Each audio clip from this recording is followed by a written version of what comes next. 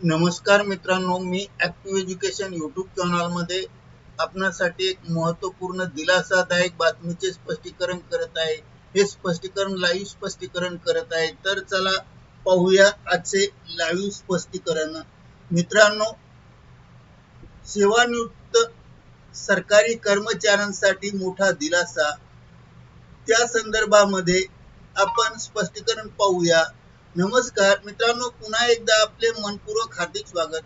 आताच्या घडीचे live breaking न्यूजचे स्पष्टीकरण या व्हिडिओच्या माध्यमातून आपण पुढील प्रमाणे ॲक्टिव्ह एज्युकेशन यूट्यूब चॅनलद्वारे स्पष्ट करत आहे. चला तर पाहूया या महत्त्वाच्या लाईव्ह ब्रेकिंग न्यूजचे स्पष्टीकरण. 7व्या वेतन आयोगाच्या अंमलबजावणी झाल्यानंतर सर्व सरकारी कर्मचाऱ्यांमध्ये आनंदाचे वातावरण होते. पण उल्हासनगर महानगरपालिकेच्या सेवा निवृत्त कर्मचाऱ्यांच्या नशिबात मात्र संघर्षाचे दिवस आले होते. जानेवारी 2016 ते डिसेंबर 2018 या कालावधीतील 7व्या वेतन आयोगाच्या थकबाकीची रक्कम त्यांना एकत्रित मिळणे अपेक्षित होते.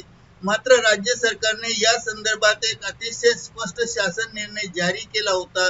या निर्णयानुसार ही थकबाकी 2019 आणि 20 या आर्थिक वर्षापासून पुढील 5 हप्त्यामध्ये समान वाटप कर्मचाऱ्यांच्या भविष्य निर्वाह निधी खात्यात जमा करायची होती आणि जे कर्मचारी महानगरपालिकेतून निवृत्त झाले आहेत त्यांनी सर्व रकमेची रोखीने प्रदान करण्याचे आदेश सरकारने दिले होते. पण उल्हासनगर महानगरपालिका प्रशासनाने मात्र या आदेशाला केराची टोपली दाखवली होती व अनेक असे वर्ष सरले पण सरकारी कर्मचाऱ्यांच्या हातात हक्काचा 1 रुपयाही पडला नव्हता. त्यामुळे ज्येष्ठ नागरिकांमध्ये प्रचंड संताप निर्माण झाला आणि हतबलता निर्माण झाली होती. म्हातारपणाच्या काळात जेव्हा औषध पाणी आणि उदरनिर्वाहासाठी पैशाची नितांत गरज असते तेव्हा प्रशासनाचे उंबरवटे झिजवणे या कर्मचाऱ्यांसाठी अत्यंत क्लेशदायक होते. अनेक वर्षाची आर्थिक स्थिती हलाखीची होती. कुणाला मुलांचे लग्न करायचे होते तर कुणाला घराचे हप्ते फेडायचे होते. मात्र महानगरपालिका प्रशासनाने आर्थिक टंचाईचे कारण दाखवून त्यांची बोळवण करून सोडले होते आणि वारंवार निवेदन देऊनही जेव्हा काहीच ठोस घडत नाही तेव्हा सर्व कर्मचाऱ्यांनी एकत्र येऊन संघटित होण्याचा निर्णय घेतला आणि 10 तारखेला जेव्हा वयोवृद्ध कर्मचाऱ्यांनी धरणे आंदोलन केले तेव्हा संपूर्ण शहराचे लक्ष याकडे वेधले गेले. उन्हात बसलेले ते थकलेले चेहरे आणि डोळ्यातील न्यायासाठी जिद्द पाहून प्रशासकीय यंत्रणाही हादरली होती. तरी पण प्रशासनाने त्या दिवशी केवळ तोंडी आश्वासन देऊन वेळ मारून नेण्याचा प्रयत्न केला. यामुळे कर्मचाऱ्यांचा संयम सुटला आणि त्यांनी अपाराची लढाई लढण्याचा निर्णय घेतला. 21 तारखेचा दिवस हा लढ्याचा सर्वात महत्त्वाचा दिवस ठरला, कारण या दिवशी ज्येष्ठ नागरिकांनी आणि कर्मचाऱ्यांनी बेमुदत संपाचा पवित्रा घेतला. हे उपोषण म्हणजे प्रशासनाला दिलेले एक प्रकारचा शेवटचा इशारा होता आणि त्या इशाऱ्याने महानगरपालिकेच्या वरिष्ठ अधिकाऱ्याची झोप उडली होती. तर जसे आपण बघितले की 21 तारखेला सुरू झालेला बेमुदत उपोषणे प्रशासनासाठी डोकेदुखी ठरली होती. जेव्हा एखादा वयोवृद्ध कर्मचारी अन्नाचा त्याग करून आंदोलनास बसतो तेव्हा त्याची नैतिक आणि प्रशासकीय जबाबदारी ही संपूर्णपणे महानगरपालिका प्रशासनावर असते. यामुळे महानगरपालिकेत मोठी धावपळ सुरू झाली होती. मंगळवारी जेव्हा आंदोलन तीव्र झाले तेव्हा महापौर अश्विनी निकम, महानगरपालिका आयुक्त मनीषा आवाळे आणि मुख्य लेखा अधिकारी किरण भिरारे यांनी प्रत्यक्ष मैदानात उतरून आंदोलकांची भेट घ्यावी लागली.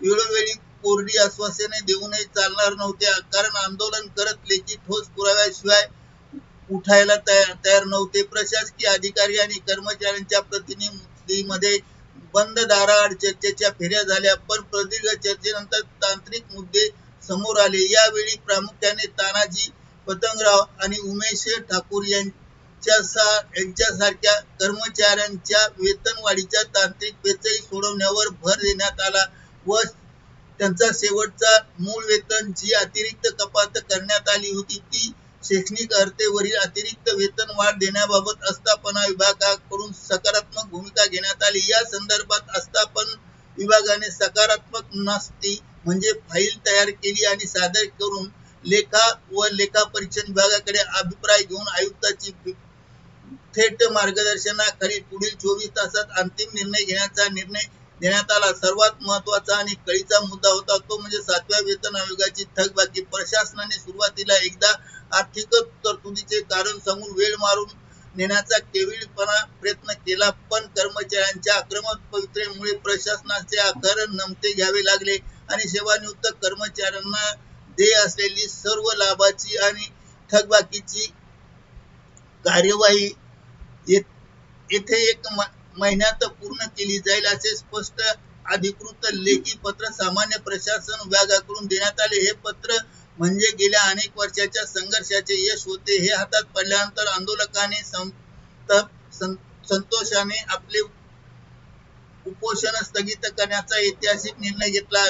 हा विजय केवळ या कार्यकर्त्यांचा नव्हता तर व्यवस्थेविरुद्ध पुकारलेल्या एल्गाराचा विजय होता। अनेक वर्षापासून प्रलंबित असलेला थकबाकीचा वनवास अखेर 1 महिन्याच्या ठोस लेखी आश्वासनामुळे यशस्वी झाला। जेव्हा ही बातमी महानगरपालिकेच्या आवारात पसरली तेव्हा तेथे आनंदाचे अक्षरशः उधळून आले होते। वयोवृद्ध कर्मचाऱ्यांच्या चेहऱ्यावर सुरकुत्यामध्ये विजयाचे हास्य उमटले होते। सर्वांनी गुलालाची उधळण करत एकमेकांना पेढे वाटत विजय साजरा केला आणि सर्व कर्मचाऱ्यांच्या माध्यमातून या प्रशासनाला खर्चावून सांगितले की तुम्ही जर 1 महिन्याच्या आत लेखी शब्द दिला आहे आणि तो जर पाळला नाही किंवा कोणत्याही परिस्थितीत तांत्रिक कारणाशिवाय पाळला गेलाच पाहिजे आणि या पुन्हा वयोवृद्ध ज्येष्ठ नागरिक रस्त्यावर आणणे हे माणुसकीला काळिमा फासणारे ठरेल। म्हणून या कर्मचाऱ्यांनी आपली पूर्ण हयात शहराच्या स्वच्छतेसाठी आणि विकासासाठी वाहिली होती। त्यामुळे त्यांच्या हक्काचे पैसे